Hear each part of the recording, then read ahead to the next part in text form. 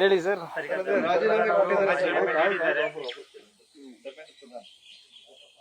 ನೋಡಿ, 3 ತಿಂಗಳಾದ್ಮೇಲೆ ಈ ಸರ್ಕಾರ ಕುಂಭಕರ್ಣ ನಿದ್ರೆಯಿಂದ ಎದ್ದಿದೆ. ನಮ್ಮ ಮಾಧ್ಯಮ ಸ್ನೇಹಿತರ ಮಾಹಿತಿಗಾಗಿ ಮೇ 3ನೇ ತಾರೀಕು ನೀಟ್ ಎಕ್ಸಾಮ್ ಆಯ್ತು. ಮೇ 7ನೇ ತಾರೀಕು ಒಬ್ರು ಕಂಪ್ಲೇಂಟ್ ಮಾಡ್ತಾರೆ, ಪೇಪರ್ ಲೀಕ್ ಆಗಿದೆ, ನೀಟ್ ಪೇಪರ್ ಲೀಕ್ ಆಗಿದೆ.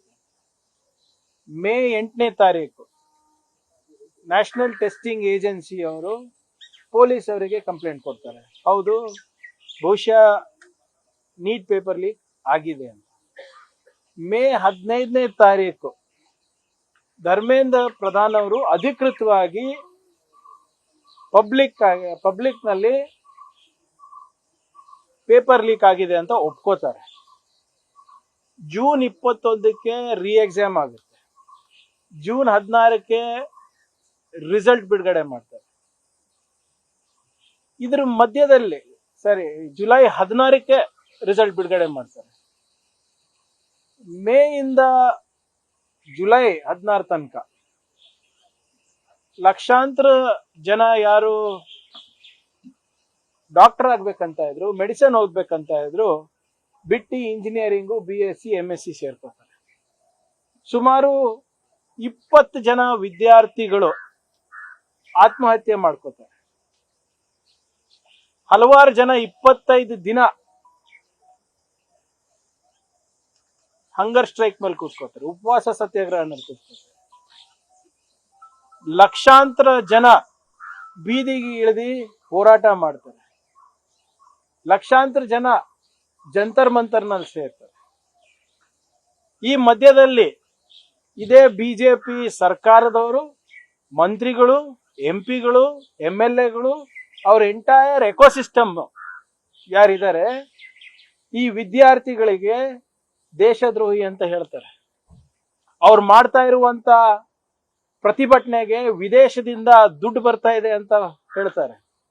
ಆಪೋಸಿಷನ್ ಇಂದ ದುಡ್ಡು ತಗೋತಾ ಇದಾರೆ ಅಂತ ಹೇಳ್ತಾರೆ. ಅಲ್ಲಿ ನೀರು ಕುಡಿದ್ರು ಕೂಡ ಅದು ಕೂಡ ಅಮೆರಿಕದಿಂದ ಬರ್ತದೆ, ಬಾಂಗ್ಲಾದೇಶದಿಂದ ಬರ್ತಾ ಇದೆ, ಪಾಕಿಸ್ತಾನದಿಂದ ಬರ್ತಾ ಇದೆ ಅಂತ ಹೇಳ್ತಾರೆ.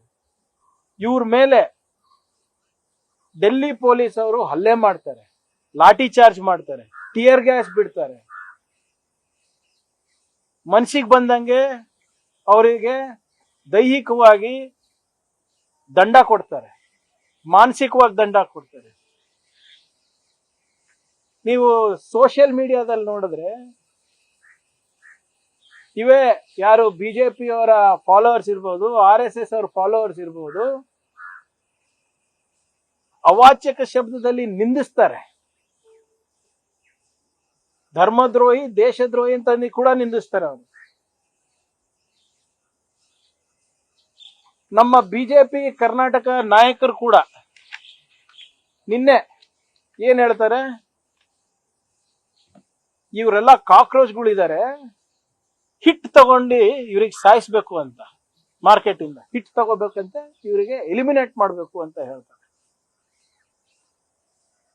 ನಾನ್ ನಿನ್ನೆ ಯಾಕೆ ಇವರಿಗೆ ಸಾಮಾನ್ಯ ಪ್ರಜ್ಞೆ ಇಲ್ಲ ಅಂತ ಹೇಳಿದೆ ನಮ್ಮ ಬಿಜೆಪಿ ನಾಯಕರಿಗೆ ಅಂದ್ರೆ, ಒಂದ್ ಕಡೆ ಇವರು ಕಾಕ್ರೋಚ್ ಅವ್ರಂತ ಹೇಳ್ತಾರೆ, ದೇಶದ್ರೋಹಿ ಅಂತ ಹೇಳ್ತಾರೆ, ಇವ್ರು ಇರ್ರೆಲೆವೆಂಟ್ ಅಂತ ಹೇಳ್ತಾರೆ, ಇವ್ರಿಗೆ ಲೆಕ್ಕಕ್ಕೆ ತಗೋಬಾರ್ದು ಅಂತ ಹೇಳ್ತಾರೆ. ಆದ್ರೆ ಇವರ ಕೇಂದ್ರದ ನಾಯಕರು ಮೂರ್ ಸರಿ ಇವರಿಗೆ ನಿಗೋಸಿಯೇಷನ್ಸ್ ಕರೀತಾರೆ, ಮಾತುಕತೆ ಕರೀತಾರೆ. ಇವತ್ತು 3 ಸರಿ ಮಾತುಕತೆ ಆದ್ಮೇಲೆ, 3 ತಿಂಗಳ ಆದ್ಮೇಲೆ ಪ್ರಧಾನ ಮಂತ್ರಿಯವರು ನಿನ್ನೆ ಬಾಯ್ ಬಿಟ್ರು. ಪೇಪರ್ ಲೀಕ್ ಅಂತ ಎಲ್ಲೂ ಹೇಳಿಲ್ಲ ಅವರು, ಯುವಕರ ಬಗ್ಗೆ ಹೇಳಿದ್ರಷ್ಟೆ. 3 ತಿಂಗಳು ಬೇಕಾಗಿತ್ತ ಪ್ರಧಾನ ಮಂತ್ರಿಗೆ ಮಾತಾಡಕ್ಕೆ? ಆಮೇಲೆ ನಾನು ಹೇಳ್ದಂಗೆ ಮೇ 15ನೇ ತಾರೀಕು ಪೇಪರ್ ಲೀಕ್ ಆಯ್ತು, ಇವ್ರು ರಾಜೀನಾಮೆ ಕೊಟ್ಟಿದ್ದು ಜುಲೈ 25ನೇ ತಾರೀಕು. 3.5 ತಿಂಗಳು ಸ್ವಾಮಿ, 3.5 ತಿಂಗಳು ನಾನು ಏನೂ ಮಾಡೇ ಇಲ್ಲ ಅಂತ ಹೇಳಿದವರು ಇವತ್ತು ರಾಜೀನಾಮೆ ಕೊಟ್ಟಿದ್ದಾರೆ. ಇವತ್ತನ ಎದ್ದಿದ್ದೀರಾ, ಬಹಳ ಸಂತೋಷ. ಆದ್ರೆ ವಿದ್ಯಾರ್ಥಿಗಳು ಕೇಳ್ತಾ ಇರೋದು 3-4 ಬೇಡಿಕೆ ಇದೆ. ಒಂದು ರಾಜೀನಾಮೆ ಇತ್ತು, ಇನ್ನೊಂದು ಕಾಂಪನ್ಸೇಷನ್ ವಿಚಾರ ಇದೆ. ಯಾರ್ಯಾರು ಆತ್ಮಹತ್ಯೆ ಮಾಡ್ಕೊಂಡಿದ್ದಾರೆ ಅವ್ರ ಕುಟುಂಬಕ್ಕೆ ಸುಮಾರು 1 ಕೋಟಿ ರೂಪಾಯಿ ಕೊಡ್ಬೇಕು ಅಂತ ನೀವು ಅವರು ನಿನ್ನೆ ಮಾತುಕತೆ ಆಗಿದೆ. ಅದನ್ನೂ ಕೂಡ ಹೇಳಿಲ್ಲ ಪ್ರಧಾನಮಂತ್ರಿ ಅವರು, ನಾನು ಮಾಡ್ತೀನಿ ಅಂತ ಹೇಳಿಲ್ಲ ಇನ್ನ. ಮತ್ತೆ ಎಲ್ಲಾ FIRs ಕೂಡ ವಿಡ್ರಾ ಮಾಡ್ಕೋಬೇಕು ಅಂತ. ಮತ್ತೆ ನಾನು ಧರ್ಮೇಂದ್ರ ಪ್ರಧಾನ್ ಅವರ ರಾಜೀನಾಮೆ ಪತ್ರವನ್ನ ಓದ್ದೆ. ತಾವು ಓದಿದ್ರೋ ಇಲ್ಲೋ ಗೊತ್ತಿಲ್ಲ, ಹಿಂದಿನಲ್ಲಿದೆ, ಕಷ್ಟಪಟ್ಟು ನಾನು ಓದ್ದೆ. ಈಗ ಅವರ ಲ್ಯಾಂಗ್ವೇಜ್, ಅವರ ಟೋನ್ ಅಂಡ್ ಟೆನಾರ್ ಏನಿದೆ, ಅವರು ಬರ್ದಿರೋ ರೀತಿ ಏನಿದೆ ಅಂದ್ರೆ, ನೀವು ನೋಡಿ, ಜಂತರ್ ಮಂತರ್ ಪರ್ और देश में जो स्थिति बनी है, इस स्थिति का राष्ट्र विरोधी ताकतें लाभ ना उठाए, देश की एकता बनी रहे ಅಂತ ಹೇಳ್ತಾರೆ. ಅಂದ್ರೆ ನಾನು ರಾಜೀನಾಮೆ ಕೊಡ್ತಾ ಇರೋದು ನಾನು ಪೇಪರ್ ಲೀಕಿಗೆ ಜವಾಬ್ದಾರಿ ತಗೊಂಡು ಕೊಡ್ತಾ ಇಲ್ಲ, ನಾನು ದೇಶ ವಿರೋಧಿ ಶಕ್ತಿಗಳು ಒಂದಾಗಬಾರ್ದು, ಅವರಿಗೆ ಅಡ್ವಾಂಟೇಜ್ ಆಗುತ್ತೆ, ನಾನು ರಾಜೀನಾಮೆ ಕೊಟ್ಟಿಲ್ಲ, ಅದಕ್ಕೆ ನಿಮ್ ಮೇಲೆ ಉಪಕಾರ ಮಾಡಿ ನಾನು ರಾಜೀನಾಮೆ ಕೊಡ್ತಾ ಇದ್ದೀನಿ ಅಂದ್ಬಿಟ್ಟು ಅವ್ರು ಇಲ್ಲಿ ಉಲ್ಲೇಖಿಸ್ತಾ ಇದ್ದಾರೆ. ಏನ್ ಅರ್ಥ ಇದು? ಎಲ್ಲಾನ ಒಂದ್ ಕಡೆ ನನ್ನ ಕಡೆಯಿಂದ ತಪ್ಪಾಗಿದೆ, ನಾನು ಜವಾಬ್ದಾರಿ ತಗೊಳ್ತಾ ಇದ್ದೀನಿ, ಪೇಪರ್ ಲೀಕ್ ಬಗ್ಗೆ ಎಲ್ಲೂ ಕೂಡ ಇಲ್ಲಿ ಪ್ರಸ್ತಾವನೆ ಇಲ್ಲ. To ensure anti national forces don't take advantage, I am resigning ಅಂತ ಹೇಳ್ತಾರೆ. ಅದೇ ನಿಟ್ಟಿನಲ್ಲಿ ನಿನ್ನೆ ನಿಮ್ಮ ಮಿನಿಸ್ಟ್ರಿ ಆಫ್ ಎಕ್ಸ್ಟರ್ನಲ್ ಅಫೇರ್ಸ್ ಅವರು ಒಂದು ಸ್ಟೇಟ್ಮೆಂಟ್ ಕೊಟ್ಟಿದ್ದಾರಲ್ಲ, ಚೈನಾದಿಂದ ಫಂಡಿಂಗ್ ಬಂದಿಲ್ಲ, ಪಾಕಿಸ್ತಾನದಿಂದ ಫಂಡಿಂಗ್ ಬಂದಿಲ್ಲ, ನಿಮ್ಮ ಅಮೆರಿಕಾದಿಂದ ಫಂಡಿಂಗ್ ಬಂದಿಲ್ಲ ಅಂತ ನಿನ್ನೆ ಅವರೇ ಅಧಿಕೃತ ಸ್ಟೇಟ್ಮೆಂಟ್ ಕೊಡ್ತಾರೆ. ಮತ್ತೆ ಇದೇನಿದು? ಅದೇನೋ ನಮ್ ಕಡೆ ಗಾದೆ ಇದೆ ಅಲ್ಲ, ಮಣ್ಣಿಗೆ ಬಿದ್ರು ಮೀಸೆ ಬಿದ್ರೂ ಕೂಡ ಮಣ್ಣು ಮೀಸೆ ಮಣ್ಣಾಗಿಲ್ಲ ಆಗಿಲ್ಲ ಅಂತ ಹಂಗಾಯ್ತು. ಆದ್ರೆ ದ ಬಿಗರ್ ಕ್ವೆಶ್ಚನ್ ರಿಮೇನ್ಸ್, ಮೊನ್ನೆ ನಡೆದಂತ ಲಾಠಿ ಚಾರ್ಜ್ ಯಾರು ಮಾಡಿಸಿದ್ದು, ಯಾರ ಆದೇಶದ ಮೇಲೆ ನಡೀತು, ಯಾಕಿದ್ರ ಬಗ್ಗೆ ಅಮಿತ್ ಶಾ ಅವರು ಇನ್ನ ಕೂಡ ಮಾತನಾಡ್ತಾ ಇಲ್ಲ? ನಾನು ಆಗ್ರಹಿಸ್ತಾ ಇದ್ದೀನಿ ತಮ್ಮ ಮುಖಾಂತರ, ಈಗಾಲೂ ಹೋಮ್ ಮಿನಿಸ್ಟರ್ ಅವರು, ಪ್ರೈಮ್ ಮಿನಿಸ್ಟರ್ ಅವರು ಪಾರ್ಲಿಮೆಂಟಿಗೆ ಬನ್ನಿ, ಹೇಡುಗಳ ತರ ಓಡಾಡೋದಲ್ಲ, ಪಾರ್ಲಿಮೆಂಟಿಗೆ ಬನ್ನಿ, ಯುವಕರ ಭವಿಷ್ಯದ ಸುಧಾರಣೆಗೆ ಏನ್ ಮಾಡ್ತಾ ಇದೀರಿ ಅಂತ ಹೇಳಿ, ಅವರಿಗೆ ಕ್ಷಮೆ ಕೇಳಿ, ಹೊಣೆಗಾರಿಕೆ ತಗೊಳ್ಳಿ. ಇಡೀ ಯುವ ಸಮುದಾಯ ನೀವು ನೋಡ್ತಾ ಇದ್ರೆ ಬರೇ ಅಮೃತ್ ಕಾಲು ವಿಕಸಿತ್ ಭಾರತ್ ಅಂದ ತಕ್ಷಣನೇ ನಮ್ಮ ದೇಶ ಉದ್ಧಾರ ಆಗೋದಿಲ್ಲ. ಘೋಷಣೆಗಳಿಂದ ಮಾತ್ರ ನಮ್ಮ ದೇಶ ಉದ್ಧಾರ ಆಗಂಗಿದ್ರೆ ಕಳೆದ 12 ವರ್ಷದಲ್ಲಿ ನಾವು ನಂಬರ್ 1 ಇರ್ತಾ ಇದ್ವಿ. ಘೋಷಣೆಗಳು ಕೊಡಕ್ಕಲ್ಲ ನಿಮ್ಗೆ ಪಾರ್ಲಿಮೆಂಟಿಗೆ ಕಳ್ಸಿರೋದು ಅಥವಾ ನಿಮ್ ಸರ್ಕಾರವನ್ನ ಜನರು ಆಯ್ಕೆ ಮಾಡಿರೋದು, ಕೆಲಸ ಮಾಡಿ ಅಂತ, ಹೊಣೆಗಾರಿಕೆ ತಗೊಳ್ಳಿ ಅಂತ. ಪಾರ್ಲಿಮೆಂಟಿಗೆ ಬನ್ನಿ, ಕ್ಷಮಾಪಣೆ ಕೇಳಿ, ಮತ್ತೆ ಮುಂದಿನ ಶಿಕ್ಷಣ ನೀತಿಯನ್ನ ಯಾವ ರೀತಿ ನೀವು ಸುಧಾರಣೆ ಮಾಡ್ತೀರಾ ಅಂತ ಒಂದು ನೀಲಿ ನಕ್ಷೆ ನಮ್ಮ ಯುವಕರಿಗೆ ಕೊಡಿ. ಇಲ್ಲದಿದ್ರೆ ಜನ ನಿಮ್ಮ ಮೇಲೆ ಆಗ್ಲೇ ನಂಬಿಕೆ ಕಳ್ಕೊಂಡಿದ್ದಾರೆ. ಯಾವ ದಿನ ಪ್ರಧಾನ ಮಂತ್ರಿ ಅವರು ರಿಫಾರ್ಮ್ಸ್ ತರ್ತೀನಿ, ಫಾಸ್ಟ್ ಟ್ರ್ಯಾಕ್ ಮಾಡ್ತೀನಿ, ಫಾಸ್ಟ್ ಟ್ರ್ಯಾಕ್ ಕೋರ್ಟ್ಸ್ ಮಾಡ್ತೀನಿ ಅಂದಿದ್ರು, ಅದೇ ದಿನ CBI ಅವರು ಪ್ರಮುಖ ಆರೋಪಿಗೆ ಕ್ಲೀನ್ ಚಿಟ್ ಕೊಟ್ಟಿರೋ ದಿನ. ಅಂದ್ರೆ ಎಷ್ಟು ಚೆನ್ನಾಗಿ ಸರ್ಕಾರ ನಡೀತಾ ಇದೆ ತಾವು ನೋಡ್ಬೋದು. ಸೊ ಆದ್ರಿಂದ ಇನ್ನ ಸಾಕಷ್ಟು ಪ್ರಶ್ನೆಗಳಿದೆ. ಸುಧಾರಣೆ ಯಾವ ರೀತಿ ಮಾಡ್ತೀರಾ, ನಮ್ಮ ಮಕ್ಕಳ ಭವಿಷ್ಯವನ್ನ, ಶಿಕ್ಷಣ ನೀತಿಯನ್ನ, ಅದ್ರ ಬಗ್ಗೆ ನೀವು ಬಂದು ಸ್ಪಷ್ಟವಾಗಿ ಹೇಳ್ಬೇಕಾಗ್ತದೆ. ಆದ್ರೆ ಇವತ್ತಿನ ರಾಜೀನಾಮೆ ಏನಿದೆ, very very clear, it is not by conscience, it is forced. ಇವತ್ತು ನಮ್ಮ ಯುವ ಸಮುದಾಯಕ್ಕೆ ನಾನು ಅಭಿನಂದನೆಯನ್ನ ಸಲ್ಲಿಸ್ತಾ ಇದ್ದೀನಿ. ಅವರ ಒಂದು ಶಕ್ತಿಯಿಂದ, ಅವರ ಒಂದು ಛಲದಿಂದ ಇವತ್ತು ಈ ಸರ್ಕಾರದ ಏನು ಗರ್ವ ಇದೆ ಅದು ಭಂಗ ಆಗಿದೆ. ಪ್ರಜಾಪ್ರಭುತ್ವದಲ್ಲಿ ಪ್ರಜೆನೇ ಮುಖ್ಯ ಅಂತ ಇವ್ರು ತೋರಿಸ್ಕೊಟ್ಟಿದ್ದಾರೆ ಯುವ ಸಮುದಾಯದವರು. ಆದ್ರಿಂದ ಇವಾಗನ ಅಹಂಕಾರವನ್ನ ಬಿಟ್ಟು ದಯವಿಟ್ಟು ಆಡಳಿತ ಮೇಲೆ ಗಮನ ಕೊಡಿ. 12 ವರ್ಷ ಆಗ್ತಾ ಬಂತು, ಹೇಳ್ಕೊಳಕ್ ಏನೂ ಇಲ್ಲ ನಿಮ್ದು. ಉದ್ಯೋಗ ಸೃಷ್ಟಿ ಮಾಡ್ಲಿಕ್ಕೆ ಆಗ್ತಾ ಇಲ್ಲ, ಒಳ್ಳೆ ಗುಣಮಟ್ಟವಾದಂತಹ ಶಿಕ್ಷಣ ಕೊಡಕ್ ಆಗ್ತಾ ಇಲ್ಲ. ಅದ್ರ ಬಗ್ಗೆ ಕಾಳಜಿ ವಹಿಸಿ ಪಾರ್ಲಿಮೆಂಟ್ ನಲ್ಲಿ ನೀಲಿ ನಕ್ಷೆಯನ್ನ ನೀವು ಸ್ಪಷ್ಟಪಡಿಸಬೇಕು. This government has last all faith of the youngsters. ಇನ್ನೊಂದು ಮಾತು ಹೇಳ್ತಾರೆ ಬಿಜೆಪಿ ಅವರು, ವಿದ್ಯಾರ್ಥಿಗಳನ್ನ ಮುಂದಿಟ್ಕೊಂಡು ರಾಜಕೀಯ ಮಾಡಲು ಹೊರಟಿದ್ರು, ದಿಕ್ಕತ್ತಲು ಹೊರಟಿದ್ರು ಅಂತ ಹೇಳಿ ರಾಜಕೀಯ ಸೃಷ್ಟಿ ಮಾಡುವ ಪ್ರಯತ್ನ ಕಾಂಗ್ರೆಸ್ ಮಾಡ್ತಾ ಇದೆ. ಹೇಗೆ ಹೇಳಿ, ಮತ್ತೆ ಯಾಕೆ ಮಾತಾಡ್ರಿ ನಮ್ ಜೊತೆ? ಅವ್ರು ನಿಮ್ಮ ಸೋನಂ ವಾಂಗ್ಚುಕ್ ಅವರು ಚೈನೀಸ್ ಏಜೆಂಟ್ ಅಂದ್ರಲ್ಲಪ್ಪ, ನೀವು ಹೋಗಿ ನೀವ್ ಯಾಕೆ ಉಪವಾಸ ಬಿಡಿಸಿದ್ರಿ? ಯಾಕೆ ಕಾಂಗ್ರೆಸ್ ಜನತಾ ಪಾರ್ಟಿ ಅವರ ಮುಖ್ಯಸ್ಥರ ಜೊತೆ ಮಾತಾಡ್ತಾ ಇದ್ರಿ? ಅವ್ರ ಸ್ಪೋಕ್ಸ್ ಪರ್ಸನ್ಗೆಲ್ಲ ಕರೆಸಿ ಟೀ ಕಾಫಿ ಕೊಟ್ಟಿ ಯಾಕೆ ಮಾತಾಡಿದ್ರಿ? ಏನಿದು ಹುಡುಗಾಟ? ನೀಟ್ ಪೇಪರ್ ಲೀಕ್ ಆಗಿದ್ ನಿಜ, ಲಕ್ಷಾಂತರ ಮಕ್ಕಳ ಭವಿಷ್ಯ ಹಾಳಾಗಿದ್ ನಿಜ, ಎಕ್ಸಾಮ್ ಮಾಡಿದ್ ನಿಜ, OSM ನಲ್ಲಿ ಮೋಸ ಆಗಿದ್ ನಿಜ, CBSE ನಲ್ಲಿ ಏನು ಅವಾಂತರ ಆಯ್ತು ಅದಾಗಿದ್ ನಿಜ.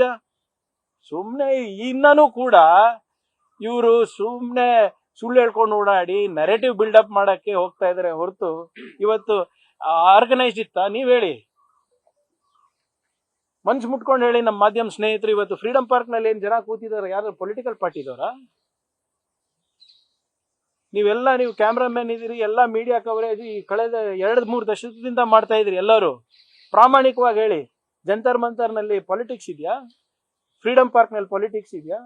ನಾವ್ ಯಾರನ್ನ ಹಿಂದೆಯಿಂದ ನಿಂತು ಕುಮ್ಮಕ್ ಕೊಡ್ತಾ ಇದೀವ? ನಿಮ್ಗೆ ಗೊತ್ತಾಗ್ತದಲ್ವಾ? ನಮ್ home department intelligence, Amit Shah intelligence ಗಿಂತ ನಿಮ್ ಇಂಟೆಲಿಜೆನ್ಸ್ ಚೆನ್ನಾಗಿರ್ತದಲ್ಲ. ಯಾರು ಎಲ್ಲಿಂದ ಬರ್ತಾ ಇದಾರೆ, ಎಲ್ಲಿಂದ ಹೋಗ್ತಾ ಇದಾರೆ, ಯಾರು ಯಾರಿಗೆ ಬೆಂಬಲಿಸ್ತಾ ಇದಾರೆ ಅಂತ. ನಾನು ಹೇಳ್ದಂಗೆ ನಾಚಿಕೆ ಇಲ್ಲ ಬಿಜೆಪಿ ಅವರಿಗೆ. ಇನ್ನಾನು ಕೂಡ ಯಾವ್ದೋ ಲೋಕದಲ್ಲಿದ್ದಾರೆ. ಈಗ ಯುವಕರು ಬೀದಿಗೆ ಇಳಿದು ಇವತ್ತು ಇವ್ರ ಅಹಂಕಾರ ಮುರಿದಿದ್ದಾರೆ. ಹಿಂಗೆ ನಡೆದ್ರೆ ಮುಂದಿನ ಚುನಾವಣೆಯಲ್ಲಿ ಅವರಿಗೆ ಅಡ್ರೆಸ್ ಇರ್ಲಾರ್ದಂಗೆ ಅವರಿಗೆ ನೋಡ್ಕೋತಾರೆ. ಎಚ್ಚರಿಕೆ ಗಂಟೆ ಸರ್ ಕೇಂದ್ರ ಸರ್ಕಾರಕ್ಕೆ. ಎಲ್ಲರಿಗೂ ಎಚ್ಚರಿಕೆ ಗಂಟೆನೆ ಸರ್. ಯಾರು ಯುವ ಸಮುದಾಯದ ಪರವಾಗಿ ಪ್ರಾಮಾಣಿಕವಾಗಿ ನಿಲ್ಲೋದಿಲ್ಲ, ಯಾವುದೇ ಸರ್ಕಾರ ಇರಬಹುದು, ಇದು ಅವರಿಗೆ ಎಚ್ಚರಿಕೆ ಗಂಟೆ. ನಮ್ಮ ಜವಾಬ್ದಾರಿಯನ್ನ ನಿಯತ್ತಾಗಿ ನಿಭಾಯಿಸಲಿಲ್ಲ ಅಂದ್ರೆ ಜನರು ಸುಮ್ಮನೆ ಕೂತ್ಕೊಳ್ಳೋದಲ್ಲ. ಇವತ್ತು ಬಹಳ ವರ್ಷಗಳಾದ್ಮೇಲೆ ಇಂಥದ್ದು ಒಂದು ನಡೆದಿದೆ.